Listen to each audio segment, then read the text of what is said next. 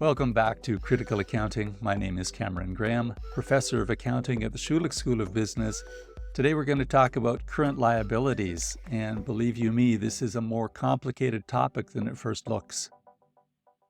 Before we look at specific types of current liabilities, I want to talk a little bit about the whole notion of claims on the company. In order to understand claims on the company, you have to think about issues like power and priority. How do claims on the company arise in the first place? The table that you're looking at here is not intended to be completely comprehensive, but I've tried to make it reasonably detailed just to give you a sense of the variety of kinds of claimants and what's at stake with each of them. So in the first column, we've listed workers, customers, suppliers, creditors, managers, shareholders, and the government. There could be other claimants, but that covers a whole range of them. In the second column, I've listed what those claimants have offered as consideration for their claim on the company. And I've tried to be fairly general here. So workers, they have offered their labor. Customers have paid some money. Suppliers have provided goods and services. Creditors have provided money. Managers have provided their labor. Shareholders have provided money. And government. Now, what does government provide in consideration for its claims? Well, it provides the entire context in which the company operates, the roads that its trucks drive on, the electricity and regulation over the legal system, everything that the company requires to do anything in society. So with those considerations comes an ability of these claimants to stake a claim on the company. So the workers, if they have worked and been paid, their claim has been resolved. But if there's any unpaid wages or benefits, or if there's deferred compensation, which we typically refer to as pensions, all of those claims remain unpaid, and the workers are entitled to receive them at some point in the future. Customers, if they've paid money and received their goods, the claim has been resolved. But if the money has been paid to the company by the customers and they haven't received the goods and services, there is unearned revenue for the company. And there's also implications for things that a company might offer to the customers, such as warranties, loyalty programs, and gift cards.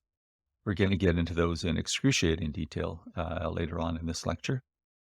Suppliers, having provided goods and services, will have invoiced the company and will expect to be paid. Any invoices that remain unpaid constitute a claim on the company. Creditors, having offered money to the company, expect to be paid not just the principal, but also interest on that loan. Managers, having offered their labor, are paid slightly different than workers are because they're often paid salary along with benefits, but also stock options and bonuses, performance bonuses are at stake. Now, some of these might be offered to workers, but I'm making just a general distinction between workers and managers here to get at some of the distinctions. And then shareholders, having bought shares from the company, they've provided money and they are entitled to dividends from the company if the company does pay dividends. And if the company winds up, the shareholders have a claim on the residual assets, the assets that are left over after everybody else has been paid. The government, having provided the context for the company to operate in, is entitled to income tax, to the withholding taxes, which are the taxes related to employment, for instance, or sales tax that the company has collected and which have to be remitted to the government. And then any taxes that have been deferred by the company, which we'll touch on later. It's important to notice that when a company says we pay a lot of tax, what they should be referring to is the income tax. But in some cases, they're also including all of the withholding taxes that are due to be remitted to the government or have been remitted to the government. And those are not taxes paid by the company. They are taxes paid by the employees. And they've been withheld by the company and then remitted to the government. So let's be clear when we talk about the tax burden on a company, exactly what we're referring to. Now, the fourth column shows what kind of security or leverage a claimant has on the company. The workers can enforce their claim through employment regulations, or they could take strike action. Customers and suppliers have contract law that they can enforce. Creditors also have contract law, but they're often able to secure their claim on specific assets. And by having a lien on those assets, that means that they could, if need be, enforce that lien and claim those assets and then turn around and sell them to somebody else as a way of satisfying their claim. Managers, very similar to the workers, they have employment regulations, and then they also have contract law that they might turn to if they didn't get paid the bonus that had been promised, for instance. What do shareholders have? Well, they have all these securities regulations at their disposal to make sure that their claims are enforced. And if those fail, they can go to court to make a claim based on those securities regulations and on contract law, I suppose. And the government has its own set of laws around taxes and can enforce those through direct claims or, if need be, pressing charges against a company for failing to live up to the tax law. So this gives us a whole overview, a variety of all the ways in which claims can arise and what's at stake when a company faces these. The obvious thing to think about then in the face of all of those claims is what kinds of factors help us distinguish between all those claims. I'm thinking here about the kinds of power and priority that claimant has. Some of the factors to consider, and again, this is not intended to be an exhaustive list, but what kind of leverage does a claimant have over the company? Does it have the ability to threaten a lawsuit? Or if they're unionized, can the workers threaten strike action? Urgency simply has to do with how soon does the claim come due. If the company can wait and pay later, then it may be able to deal with more urgent claims sooner. Security has to do with the ability of the claimant to enforce the claim. For instance, having a lien on the assets is quite important for creditors. And then the last factor to consider is visibility, because every company operates with a kind of implied social license to operate.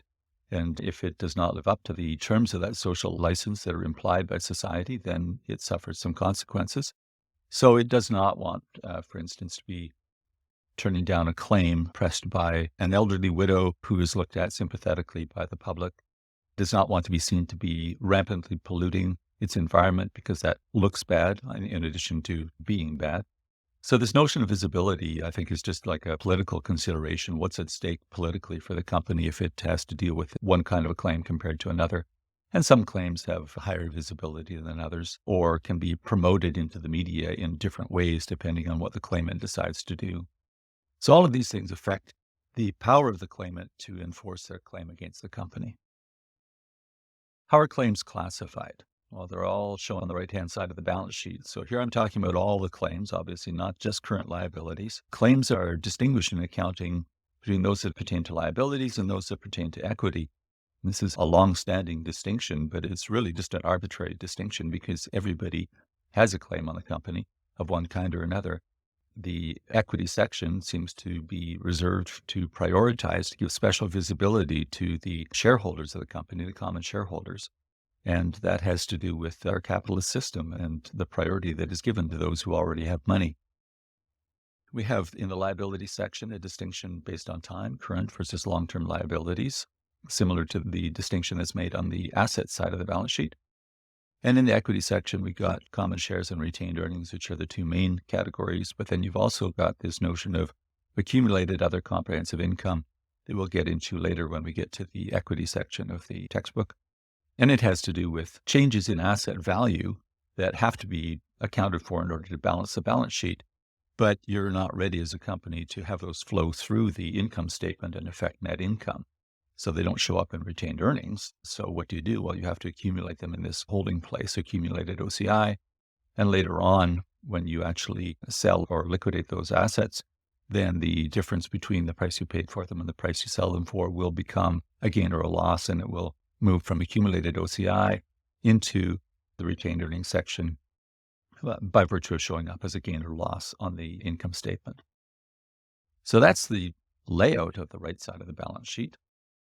Where do these kinds of things go, though? They don't seem to fit very clearly. So I've got this general notion of what I'm calling near liabilities. That's not a textbook term. I'm just saying they're things that are like liabilities.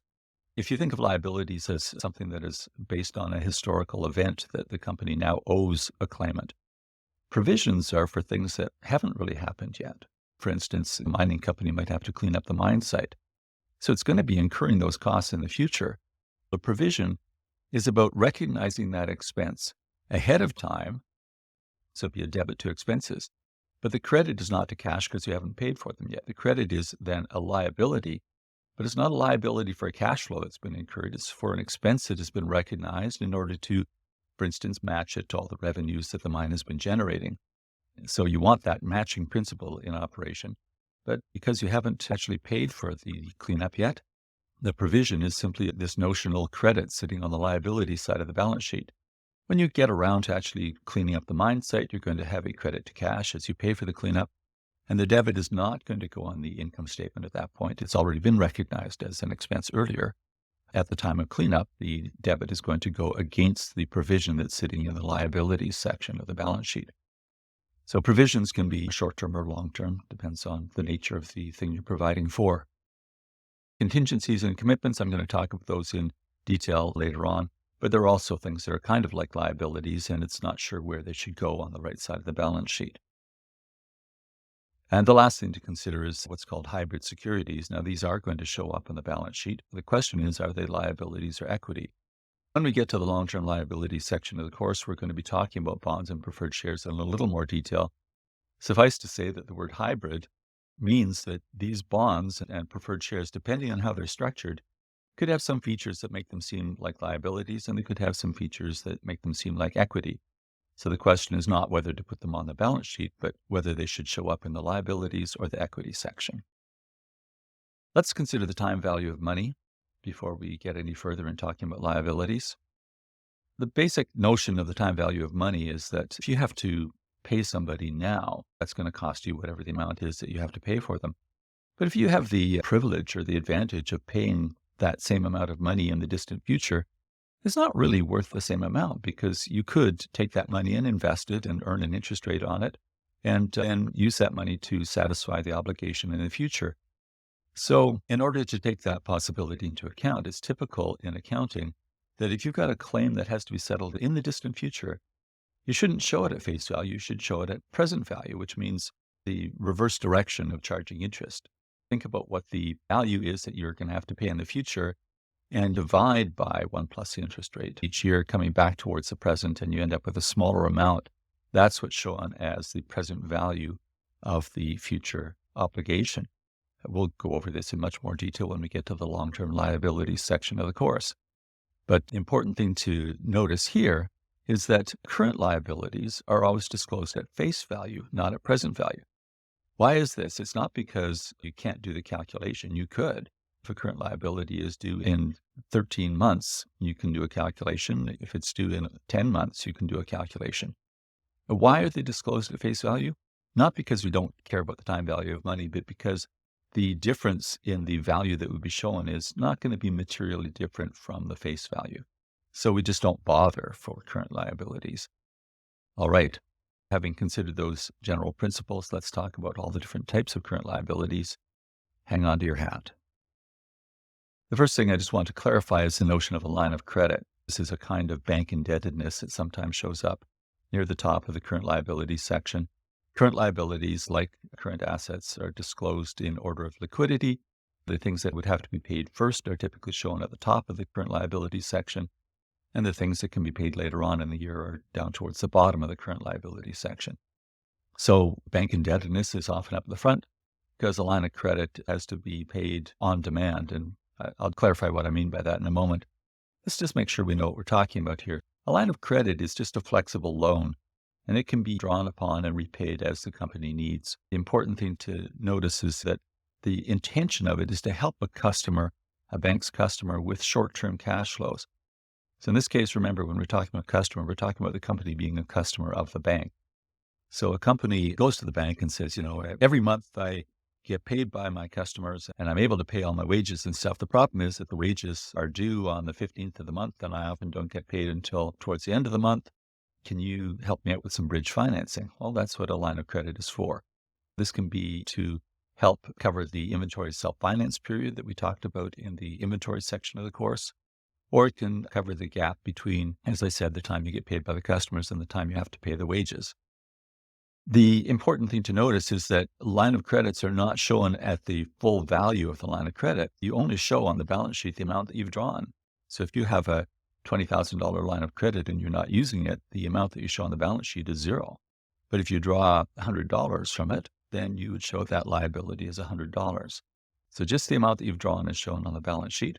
The total credit facility, that total $20,000 line of credit, would often be disclosed in the notes so that people know that you do have the ability to get further into debt if you choose to.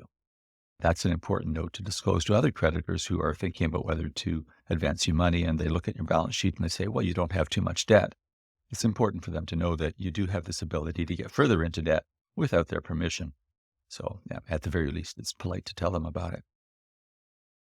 Lines of credit may or may not be secured. So an unsecured line of credit would typically have a slightly higher interest rate. A secured line of credit, meaning a line of credit where the creditor, the bank, has a lien on, say, your inventory, would often be at a lower interest rate because if need be, the bank could seize your inventory and sell it. The only reason for offering security is either to achieve a lower interest rate or to satisfy the bank if they're unwilling to offer you an unsecured line of credit. Oftentimes, a line of credit will allow the company to only pay the interest. So a mortgage, you have to make regular payments that pay off principal and interest. Sometimes with a line of credit, the terms might be that you, if you want to, could just pay the interest and not pay off any of the balance owing. And that would definitely rack up interest over the long term. And the bank will be happy with that as long as you eventually do get around to paying off the amount that you've borrowed. Finally, it's important to realize that the lender can sometimes call the loan. This is where the term demand loan comes. The idea of a demand loan is that the lender can demand repayment at any time. Obviously, the bank is interested in its own good customer relations and is not going to call your line of credit loan if they don't need to. But if they're concerned that you're getting into trouble with repayments to other creditors, they may demand that you pay theirs first. Accounts payable is one of the most common things you're going to find in the current liability section of the balance sheet. Mainly, this refers to amounts that are payable to suppliers, but if the amount payable to some other parties isn't really material enough to have its own line in the current liability section, it might be lumped into accounts payable, or sometimes it might be a line that says other liabilities, in which case it might be lumped in there. The suppliers often offer a company a short interest-free period, which makes it attractive. So this is why it's sometimes called interest-free borrowing. There is a cost to this because oftentimes the price of the risk that the supplier is bearing by offering you this interest-free period is built into the price of the goods that you purchased because the supplier does need to cover those costs somehow. Unearned revenue is another typical current liability that's shown on the balance sheet. This represents payments that have been made in advance by customers for the goods and services that the company offers. That sits there as unearned revenue, and when the goods or services are actually delivered, then the portion of revenue that pertains to those goods and services gets recognized. Oh my goodness, gift cards. This is where it gets a little bit complicated, so let's try and take this methodically and just work through it. The first thing to think about is the basic concept of a gift card. It's like unearned revenue, right? Someone has given the company some money, and rather than giving the person goods and services, they give them a card that can be given to a friend or a loved one. And that person then brings it into the store and uses it to obtain the goods and services. So it's not until that moment that the company can recognize the revenue. So what does it do in the meantime? Well, the reason it gets complicated is that you have to think about the fact that there's always going to be a certain proportion of the cards, maybe 10 or 15%, that are never going to be used, either because a person lost them or decides they don't like shopping at that store, they just ignore it or throw it out. Or it could be that they come in and use, say, a $20 gift certificate and only buy $18 worth of goods, and the $2 just goes to waste because they don't want to buy the next item that might put them over the $20 mark and have to dip into their own pocket. There is going to be a proportion of the value that is never used. The company needs to estimate what this value is based on its past history, and the accounting treatment of this is that the company will recognize the breakage portion proportionally as the cards are redeemed. If you think about a company that sells $100,000 worth of gift cards and 10% of the cards are likely to be broken or never used, it cannot recognize that $10,000 of value right away, and it can't leave it sitting on its books forever. What it does is it recognizes the $10,000 gradually as the other $90,000 is redeemed. So that's a nice methodical way of recognizing that breakage. But the calculations are a little bit complicated, so let's just look at that. This is a nasty little spreadsheet, but let's just work through it and see what we can learn from it. The initial point is when the cards are purchased by the customers. So let's just show the $100,000 in cash that's received as during the year, people buy $100,000 worth of gift cards. Initially, that's a liability of $100,000 because the company hasn't done anything to earn the money. We need some assumptions here in order to do our calculation. So let's assume that for this company, the estimate based on historical trends for the company is that 10% of the cards are never used. So that's a $10,000 value. And that means, of course, that $90,000 is the amount that's likely to be used. In order to show all the calculations, I'm throwing a little wrinkle in here for us just to make it a little more complicated, but also to make the picture a little more complete. This is not free money. The company has cost of goods sold. So let's assume that they have a gross margin of 25%. I'm labeling that line G so we can use it later on in the calculations. All right, so what happens then when the cards are redeemed by customers? Let's assume, for the sake of argument, that the customers or the friends and loved ones who receive these gift cards come in and use $80,000 worth of the gift cards, so almost all of them. And we'll label that line A. So what they've done here is they've redeemed 89% of the expected cards, right? So 80,000 divided by 90,000, not 80,000 divided by 100, but 80,000 divided by 90. So the value then of the breakage needs to be the same percentage of the breakage. So we estimated the breakage to be $10,000, and we're going to recognize 89% of that. That works out to 88,889, because of course the 89% figure here is just rounded. It's actually 88.888%. So the total revenue to be recognized then is going to be the amount of the gift cards that are redeemed plus the $8,889 worth of breakage that we're recognizing, for a total of $88,889. Then what happens is that we've got in the transactions that we do for the year a recognition of that amount of revenue, and we take it out of the gift card liability. Okay, so the gift card liability is going to go down. The cost of goods sold of $60,000, well, that is based on the $80,000 worth of cards that were used, not on the $88,889, but on the $80,000 figure. So with a 25% margin, as we assumed, we would calculate that the cost of goods sold was $60,000. Obviously, in real life, the company would track the actual cost of the actual goods that were sold. I'm just using this to show you that when you do your revenue recognition for the gift cards, you're going to have cost of goods sold to deal with as well. So what's the end result? Well, we received $100,000. We have recognized a big chunk of that, $88,889, leaving us $11,111 in the liability on the balance sheet at the end of the year. What does our income statement look like? Well, we've got that amount of revenue minus the cost of goods sold gives us that gross margin. So this is the whole point of the gift card program right there. If you had not had the gift card program, assuming these people came in and spent money, you would have had $80,000 worth of revenue, $60,000 worth of cost of goods sold, and a gross margin of $20,000. But because of the breakage, which is built into the concept of the gift card program, the actual revenue you recognize is $88,889, and you've got a higher gross margin. So this is why gift card programs are popular with companies, not just that they encourage generosity, which of course they do, but they also bump up the gross margin because of the fact that gift cards will be broken one way or another, at least a certain proportion of them, on a pretty predictable basis. Loyalty programs, also complicated. So let's work through these. The basic idea of a loyalty program is that when you make a purchase at a company that has a loyalty program, they have two obligations to you. One is to give you the goods and services that you just purchased, and the other is to deliver the value of the program rewards, the loyalty program rewards, at some point in the future. And there's two kinds that we're going to talk about here, an internal program and an external program. I'm just using the words internal and external to distinguish these. With an internal loyalty program, so this is the coffee cup example, the coffee shop gives customers one free cup of coffee for every 20 cups purchased, typically just a card that gets stamped or punched, and you keep it in your wallet. And then when you've completed the card, you get a free cup of coffee. How does the accounting for this work? Well, it's way more complicated than it looks, unfortunately. It sounds simple in concept, but the accounting's nasty.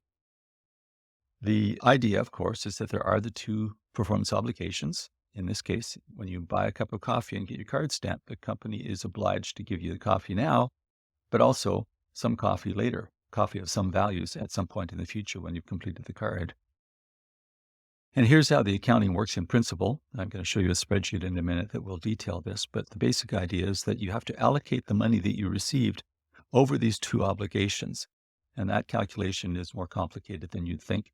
You also need to make a provision for the unearned portion. So that's like unearned revenue, right? And then you have to estimate the breakage, the cards that won't be redeemed, and then recognize that breakage revenue in proportion to the actual redemptions. So that's similar to the gift card program. So this is like the worst of all possible accounting worlds, because you've got the gift card program combined with the external loyalty program. And they kind of get together in a big mess here that we'll try and decipher. All right, this is just the first half of the spreadsheet. Unfortunately, it gets a little long in the tooth here, but let's work through this. So here you've got a company that is selling 20,000 cups of coffee, and it stamps a loyalty card each time. So over the course of the period in question, let's say a year, they sell 20,000 cups of coffee. Here we're assuming that the number of stamps that you have to get before you get a free cup of coffee is 20. That's line A. The price of a cup of coffee, we're going to assume for the sake of argument, is $5 because you're at a high-end coffee shop that's giving you lattes and all that kind of stuff. And the cost of a cup of coffee to the coffee company, so this is the cost of goods sold, is $1.20, and we'll use that later on. That cost of the cup of coffee is not necessary to understand the accounting for the loyalty program. As before with the gift card program, I'm just showing you that when you actually redeem these cards, there is a cost that goes with them, and you need to keep track of that. So this is to give you a little more complete example than is shown in the textbook. With a loyalty program like this, the company has to estimate what the face value is of each point. In this case, if you were to walk into the store and offer to buy a completed card, you'd have to pay 25 cents for each point because each card gives you a free coffee. Each coffee is worth $5. So what we have here is a little calculation that takes the cost of a cup of coffee and it divides it by the number of stamps that you need to get on your card in order to get it. So each point that you're getting is worth 25 cents, each stamp on the card. And 20 of those gives you enough for a cup of coffee. So that's like the retail value of a stamp. The expected rate of redemption for this is about 60%. So this coffee shop is pessimistic about its customers' willingness to come in and use those cards. Lots of people try out a coffee shop and never come back, but they got the card and they got it stamped once and they never turned around and use it. So we're assuming that the breakage rate is a lot higher. So let's just think of this. Previously, we talked about the breakage rate of 10%. This is a breakage rate of 40%, an expected redemption rate of 60%. So I'm sorry if I'm flipping that around and confusing you, but there are the two ways of thinking about it. So that's why I've done it this way. The estimated actual value of each point then is 15 cents. And where does this come from? It comes from the fact that the 25% face value of each point that's been granted to the customers when they're stamped, only 60% of those are going to be used. So the estimated value that's going to be redeemed is 15 cents on average for these points. And 20 of them on a card would be a $3 value for the completed card, based on the idea that only 60% of the points are ever going to be redeemed. Okay, so what happens in this period? Let's say that they sell the 20,000 cups of coffee, as we stated up at the top. Therefore, the maximum number of cards that will be fully stamped is 1,000, right? And that can be calculated by taking the 20,000 divided by the number of stamps that it takes to get a free coffee. So that's the maximum number of fully stamped cards. Of course, it's going to be much less than that because a lot of people get their cards partially stamped and then they throw it out or never come back to the coffee shop. So this is why the number of expected cards to be redeemed is so low. It's only 600 out of the 1,000 maximum number.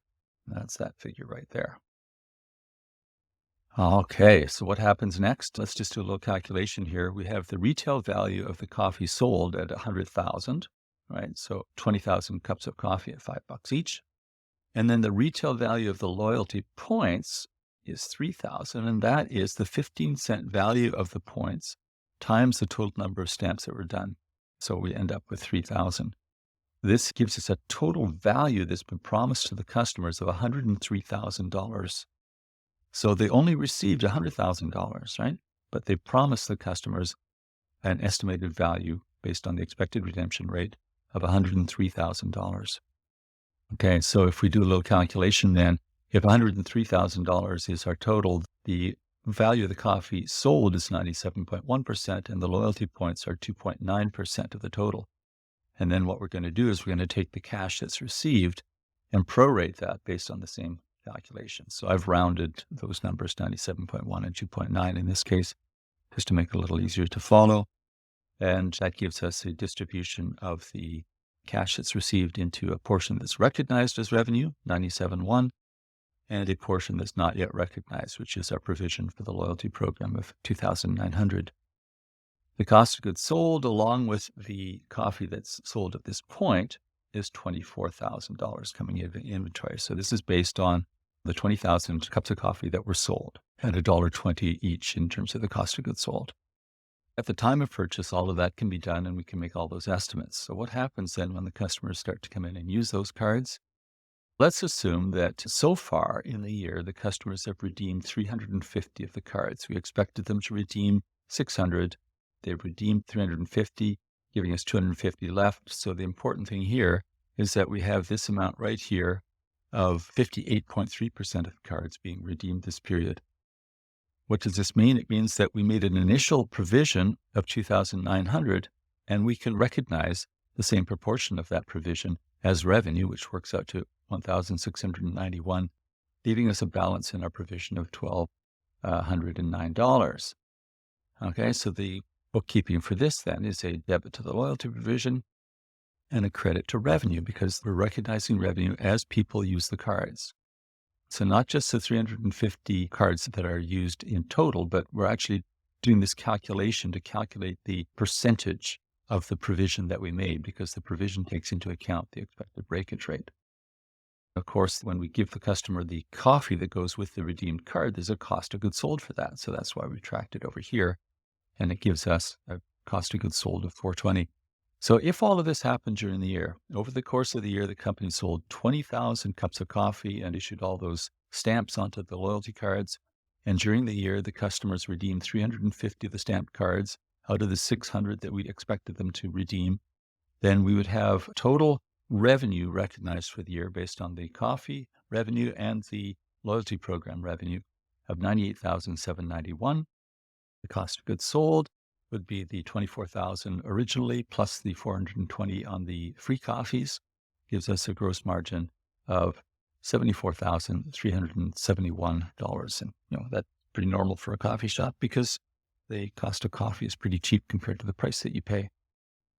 And what have we got left over here? Just the idea that this provision is sitting there, $1,209 left, and we had expected customers to use 600 of the cards in general. So there are about 250 that we would expect them to bring back in.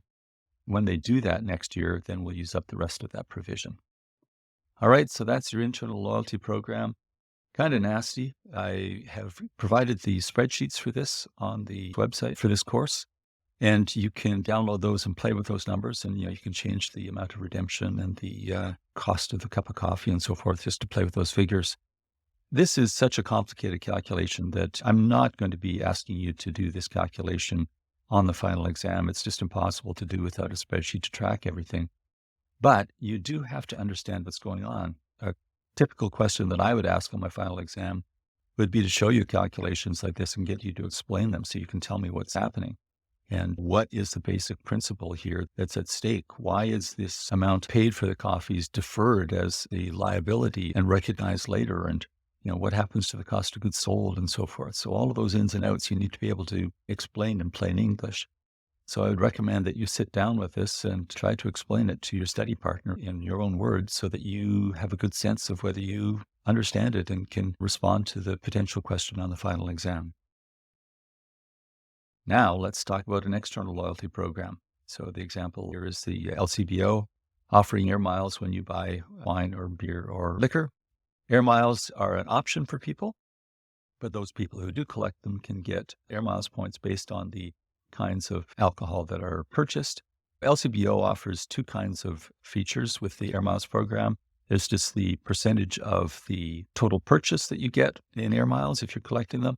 And then they also have some bonus situations where a particular vendor would want to provide an incentive to people who collect air miles to buy their particular bottle of wine or liquor, and those things are paid for by that vendor. The thing to keep in mind here is that the air miles are accounted for in a slightly different way than the coffee cup cards, and this is based on IFRS. So let's just look at this. This is just a snapshot from the LCBO annual report describing its accounting policy for air miles. So in the first case, you have the base Air Miles program. LCBO pays Loyalty One, that's the company that is behind Air Miles, a fee for each Air Mile issued to the customers. LCBO acts as an agent for Loyalty One in this arrangement. Therefore, the associated cost of the base miles are accounted for as a reduction to revenue. Why is this? IFRS says that if you give customers discounts on their purchases, for example, you offer them a 2% break on their accounts payable if they pay it within 10 days. That's not actual revenue. What you've done is you've agreed to reduce your revenue in exchange for them paying promptly. You have offered them a cash incentive to go along with the money that you're charging them. So that should be recorded because it's a cash incentive and not like a free lawn chair or something like that. The cash is something that needs to be offset against the monetary value that you're receiving. And this is just something that IFRS has stipulated, that you can't regard that as cost of goods sold. It's actually less revenue. So how does this apply to Air Miles? Well, Air Miles are kind of a quasi-cash, right? Customers can use those points to purchase all kinds of goods. So they're like cash. They're a kind of currency, private currency, not a government authorized currency, but they are a kind of currency that people can use in particular contexts to purchase certain goods. So for that reason, you're expected to account for the cost of that as a reduction to your revenue. All right, the second kind of use of Air Miles by LCPO is when the vendors basically pay for bonus Air Miles to be offered on particular products. This is accounted for in a slightly different way than you anticipate because this is coming off of the cost of goods sold. It's accounted for as a reduction to the cost of sales, not as a reduction to revenue. So I'm not too worried about this particular feature. The accounting for it is fairly straightforward because the vendor has charged LCBO for the purchase of the wine or beer and then turns around and pays LCBO a certain amount of money to sell that. So effectively, it's charged less for its wine or beer. And that's why it's applied as a reduction to the cost of sales. So that's fairly straightforward. Let's look at the base case then, which I want you to be able to understand a little more fully. The external loyalty program is slightly less complicated than internal programs like the coffee cards that get stamped. It's slightly less complicated from an accounting point of view, but still not trivial. Let's work through this. There are two performance obligations. As before, you have to deliver the goods and services that the customer has purchased, and you also have to deliver the rewards points, right? So you have to credit those to their card if they're collecting their miles.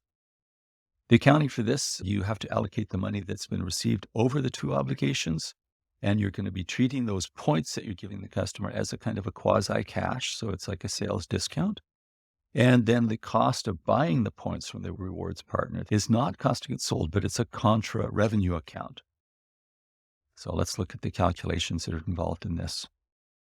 This is the first part. So LCBO here is selling $20 million worth of liquor, and it gives customers Air Miles points as it goes along. So what are the figures that we're taking into account here? So it's the $20 million in total. And here we're assuming that the retail value is 5 cents. The customers, for every $5 that they spend, they get 1 Air Mile. And in the Air Miles program, the value of that is approximately 5 cents. You can use those to purchase air travel or luxury goods or something. Each point has a value of roughly 5 cents. And where LCBO makes a little bit of money on this, besides providing an incentive for people to buy more liquor, as if one was needed, the LCBO company can actually purchase those points for 4.5 cents. So it's got a 5% value to the customer, and it costs LCBO 4.5 cents. All right, so as I said, for every $5, you get a point. And let's assume, so we can do our cost of goods sold calculation as we go forward, that there's about a 45% gross margin on liquor. It's somewhere around 50% for LCBO. If you look at their annual report, I've just thrown 45 in there so we can have some figures to look at. What are the performance obligations here? Well, when the customers bought $20 million worth of liquor from LCBO, they also got promised $200,000 worth of Air Miles. So that is a total value that's been promised to the customers of $20,200,000. And if we treat the $20,200,000 as the 100%, then you can see that 99% of the performance obligation is due to liquor sales and only 1% for the Air Mile sales. Okay. So that's at the time that the air miles are given to the customers who made these purchases. The cost of the air miles is not recognized later on as customers use them because those have a cash value to the customers. They can use them to purchase goods anywhere.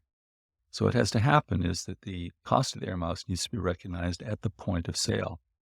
So here we have these calculations. We have the $20 million in cash that's received, and we're going to take 99% of that as liquor sales and 1% of that as air miles revenue that we're recognizing at that point in time. So the total revenue is 20 million. We're recognizing it all up front. But now we have to offset that because we have a contra revenue account then for the cost of the air miles. The LCBO has to go out and purchase the air miles, and it's going to spend $180,000 to get those $200,000 worth of air miles. So it's basically earning a commission. So there's the cash that it has to spend to get those air miles. And the cost of goods sold on $20 million worth of purchases is $11 million, right? Based on our 45% gross margin. And that comes out of inventory. So what does that leave us looking at? Instead of $20 million worth of sales minus $11 million worth of cost of goods sold, we have a slightly lower revenue, right? Because there's that contra account for the cost of the air miles that's built into that. Same cost of goods sold, so a slightly lower gross margin. Why does LCBO do this? Well, because it provides an incentive for people to come in and shop. And it doesn't really get a whole bunch out of this except a slight commission on the cost of the air miles. And that's the way an external loyalty program is accounted for. Warranties are sadly very, very complicated and really quite beyond the scope of this course to test you on in a final exam in terms of doing calculations. However, I am going to explain them to you, and I do expect you on the final exam to be able to explain them in plain English. So let's just work through this. A warranty is an additional performance obligation, right? So when somebody buys something from a store and there's a warranty attached to it, then the company has to not only provide the goods, but it has to provide the warranty service at some point if something goes wrong. There are two kinds of warranties. The first is the assurance warranty. An assurance warranty is one that's included in the purchase price. What happens is you buy an electric toothbrush and it's got a 90-day warranty on it. So if anything happens during the 90 days, you can get it repaired or replaced, but after that, it's your problem. But that warranty is just built into the price. What has to happen here? Well, the company needs to recognize an estimated expense for its warranty service and create a provision for that future expense. I'll show you the calculations and the journal entries in a minute. And then as the warranty costs are incurred, you debit that provision. The service warranty is an added-on warranty. So you bought the electric toothbrush, it had the 90-day warranty, but you're petrified that it's going to break. So you buy the 2-year extended warranty for an additional $15 or something like that. So the customer is paying a separate fee for this future service, and therefore it's a separate performance obligation. It's a separate contract with the customer. This fee that's paid starts out as unearned revenue and is recognized as revenue over time. And then the costs that are incurred as that service is performed are recognized as expenses when they're incurred because there's revenue recognized in each period to match that potential cost. So in some periods, there might be a portion of the service warranty that's recognized as revenue, but there's no cost. So it's like free revenue. In other months, you might have a portion of the service warranty recognized, like say 1/24th of a 2-year warranty is recognized in that month. But the cost might be way more than that because that was the month that the thing broke and they came in and had it fixed. So they won't be perfect matching, but over the course of the 2 years, you'll have a general matching of the costs. So that's the general concept here. In the first case, the warranty is included in the purchase price and the expense is recognized upfront as a debit to match the purchase revenue. And the debit is there, but there's been no credit yet to cash because you haven't paid for any repairs as a company. So you create a provision, a liability, which is a provision for warranties. And then as the warranty costs are incurred, you use up that provision. And at the end of the warranty period, if you've estimated your warranty costs correctly, the provision will be used up by the cost of the warranties. Keep in mind that some warranties will be more expensive than others because there was a breakage. Others, there won't be any breakage and the customer uses it problem-free, so there's no cost associated with it. You have to look at the whole picture of all the assurance warranties that are offered, and the provision is an average, and the warranty costs are actual, And what you hope is that the actual warranty costs map fairly closely each year onto the estimate that you had created a provision for. Service warranties are the separate fee that is recognized over time, and the warranty costs are recognized as they're incurred to match that revenue.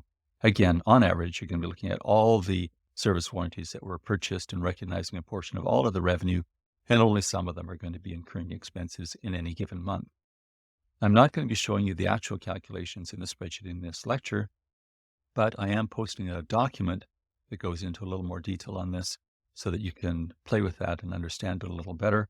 Again, doing the actual calculations, I think, is beyond what I expect on an exam question, but you better understand the principles here. You need to understand the basic difference between assurance warranties and service warranties, because I like to ask that question on final exams.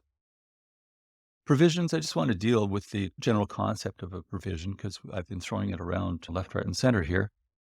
Provision is an accrual accounting entry, and it's to recognize an expense before there's a cash outflow. For example, a mining company that has some cleanup costs. You provide a provision for that cleanup cost, even though the cleanup costs are not going to be incurred until maybe 20 or 30 years down the road when the mine closes. But the expense for that cleanup needs to be matched to the revenue that that mine is generating.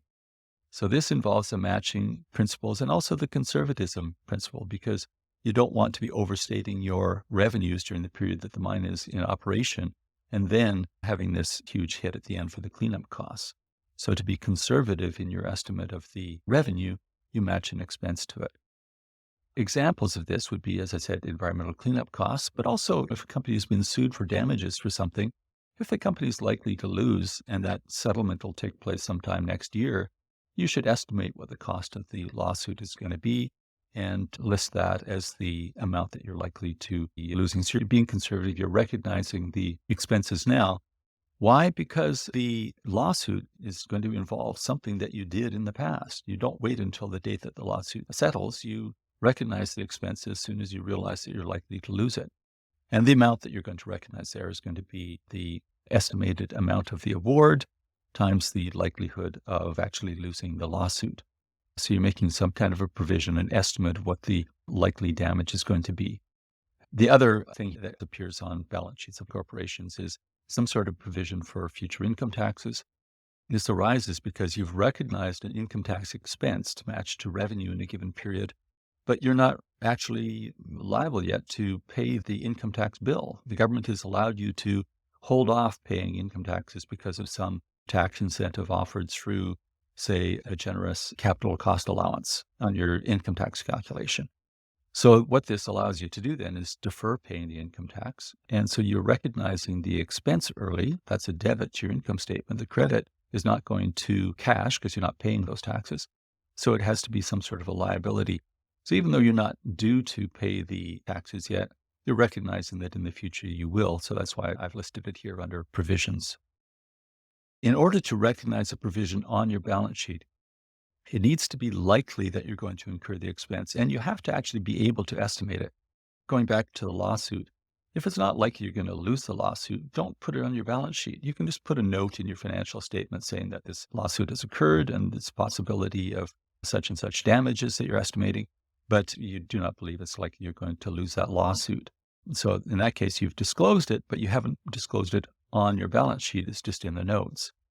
The other problem, of course, is that it might not be possible to estimate, say, the cleanup costs or the lawsuit. You may have a lawsuit for a certain amount and you think it's possible that you'll lose it, maybe even likely that you'll lose it, but you have no way of knowing what the damages are going to be because there's never been a case before of this kind and we don't know what the damages are going to be. Some sort of argument like that could be used to suggest that it's impossible to estimate what that loss is going to be.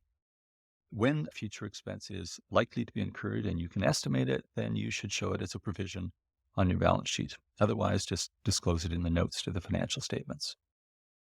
Finally, just in terms of interpreting provisions on the balance sheet, you should be asking yourself, why is the company creating a provision for something in this particular year? Is this something that they're doing in order to manipulate their earnings a little bit? Be skeptical not only of the amount that they're estimating, but the timing of it. Why this year and not, say, last year when they knew about it? Or why not wait until next year to create the provision?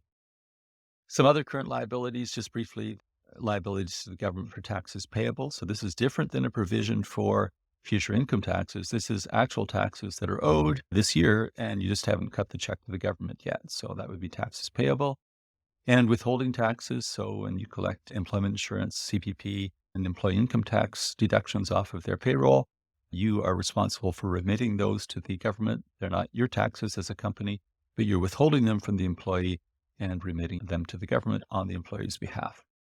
Dividends payable. If the company has declared a dividend but not yet paid it to the shareholders, that's a current liability. And then there's the last thing, which is the famous current portion of long-term debt. So any portion of the long-term debt of the company that is due to be repaid during this year needs to be listed there. That's just the principal, not the interest. The interest will be accrued over time. What you're showing on the balance sheet is just the amount of the principal that you are expecting to repay in the coming fiscal year. And now this notion of near liabilities, I just want to clarify a couple of them. So the idea of commitments. Commitments are when the company has made a contract to make future payments, and this is typical in supply chain arrangements. When the company has made a commitment to make future payments, they've said, we guarantee our supplier a certain minimum purchase in order to get favorable terms with them. The implication is that some of the assets of the company, the resources that it's disclosed on the balance sheet, they're not actually available for other purposes. They've been committed. This needs to be disclosed in the notes so that people can understand and interpret the assets of the company. The commitment is not an obligation that's been incurred yet. It will be incurred in the future as time goes by. So we don't make an accrual for that. We don't show that as a liability on the balance sheet, but it is something that's kind of like, well, it's a contractual obligation, but you haven't actually incurred that because the contract is to make a certain amount of payments to your supplier over time, and the time hasn't passed yet. The second one I want to talk about is contingencies. Contingencies are when the company may face future costs, but it's unlikely that they'll materialize, or potentially it's impossible to estimate them reliably. So this is like the example I just gave you for the provisions. When you've got a lawsuit, for example, and you don't know whether you're going to lose the lawsuit or it's impossible to estimate the value. In that case, you have to disclose it in the notes. This is something that the company could end up paying, but you just don't know enough about it yet to be able to estimate what the amount is going to be. This is the kind of thing that could be moved in the future from the notes onto the balance sheet if it becomes clear that they're likely to materialize, these costs, or if it becomes possible to estimate them reliably. To summarize, here's what we've covered. We have gone over the classification of different claims to the company, and we'll explore some of those things in a little more detail next time around when we look at the liabilities and equity. And we discuss this concept of the power and priority of the claimants and how these things are resolved politically and what that means for the visibility of these claims on the balance sheet. The other thing we've done is we look through in some excruciating detail the various kinds of current liabilities with the line of credit, accounts payable. We looked at various liabilities to customers, including gift cards, loyalty programs, and warranties. And I encourage you to look at these spreadsheets and documents that I post on Canvas for you, just to make sure you understand those properly. We talked about provisions and other kinds of liabilities like taxes payable. And then we've just discussed this topic of what I'm calling near liabilities. So the things are almost liabilities, but you're not sure what to do with them. In this case, commitments and contingencies. So I hope you found this lecture not too confusing and somehow clarifying. Unfortunately, the topics are irreducibly complex because of the way that IFRS requires companies to handle them. So I encourage you to be kind to yourself and don't get too frustrated. These are complicated topics. Try to understand the basic concepts, first of all, and then secondly, push yourself to understand the calculations. It's all about